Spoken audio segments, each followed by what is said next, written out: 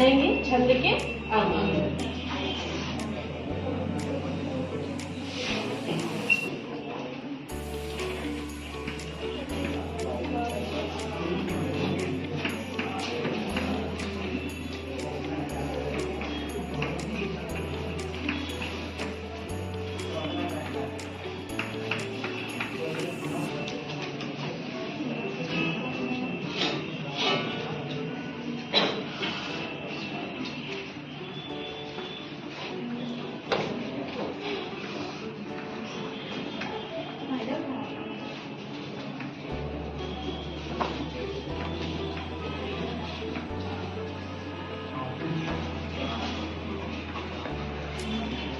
वर्ण, मात्रा, यति, गति, लय,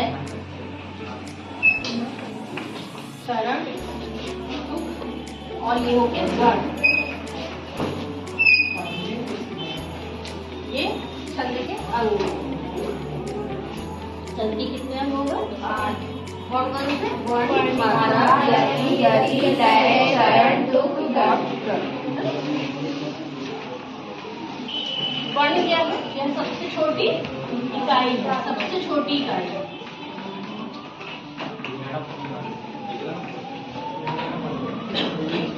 जैसे इसको उदाहरण द्वारा समझेंगे।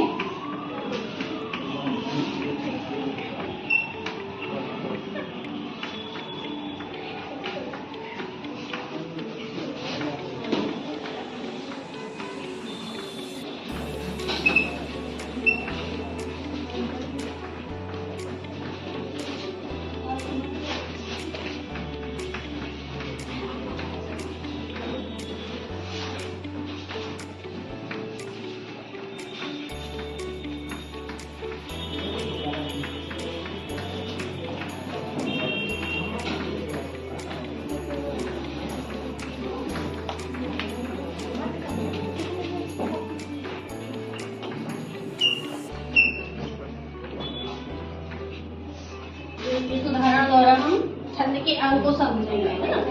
ये वर्ण क्या है? सबसे छोटी इकाई है। जैसे ये पवन, तो ये तुम्हारा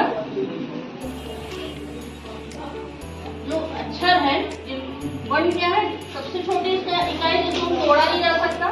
तो जैसे पवन है, तो पवन को हम क्या पा को तोड़ सकते हैं? नहीं, है ना। तो ये हो गया पवन, ये कहलाया वर्ण। मात्रा किसको कहेंगे? इसमें जो ये जो दोहा है उसमें जो मात्रा लगी हुई है चौपाई में, तो जैसे ये मूर्त लिखा हुआ है ना, मूर्त में मात्रा 2 प्रकार की होती है। एक तो होता है लघु बोलते हैं, और एक को बोलते हैं हम गुरु। और लघु को इसे दर्शाया जाता है, और गुरु को हम और काउंट करते हैं। जब हम गिनते हैं तो लघु को 1 गिनते हैं और गुरु को हम 2 गिनते हैं, 2 मात्रा गिनते हैं।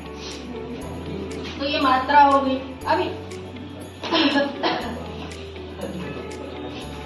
यति हो गया तुम्हारा, जहाँ पे ठहराव लिया जाता है, जहाँ पे रुका जाता है। जैसे हमने ये पढ़ा पवन तनय संकट हरण, यहाँ रुक रहे हैं, ठहराव ले रहे हैं, मतलब ये क्या कहलाया? यति कहलाया। मंगल मुहूर्त रूप, यानी राम लखन सीता सहित यहाँ ठहराव लिया, तो ये तुम्हारा यति कहलाया। हृदय बसौ शुरू। ऐसे लय तुम्हारा गति, जिस गति से हम पढ़ रहे हैं तो वह गति कहलाया। लय, जिस लय के साथ गा के हम इसको पढ़ रहे हैं वह लय कहलाया। चरण इसके 4 भागों में बांटा गया। जैसे एक, ये पवन तनय संकट हरण, ये 1 चरण हो गया। मंगल मुहूर्त रूप, ये 2 चरण हो गया। राम लखन सीता सहित, ये 3रा चरण हो गया। हृदय वसु सुरभूप, तो ये हो गया 4था चरण, है ना। तो ये 4 चरण हो गए इसके, ठीक है। 4 भागों में बांटा गया है।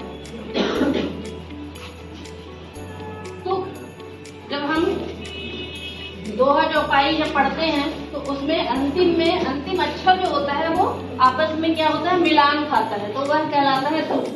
जैसे इसमें मंगल मुहूर्त रूप और ये भूप एक जैसे मिलान खा रहे हैं अक्षर, तो ये कहलाया तुक। गण क्या कहलाता है? ये 3 अक्षरों का समूह जो होता है उसको गण बोलते हैं। जैसे ये पवन, ये तुम्हारा हो गया गण, 3 अक्षरों का समूह हो गया। तनय हो गया, ये हो गया 3 अक्षरों का समूह। इसको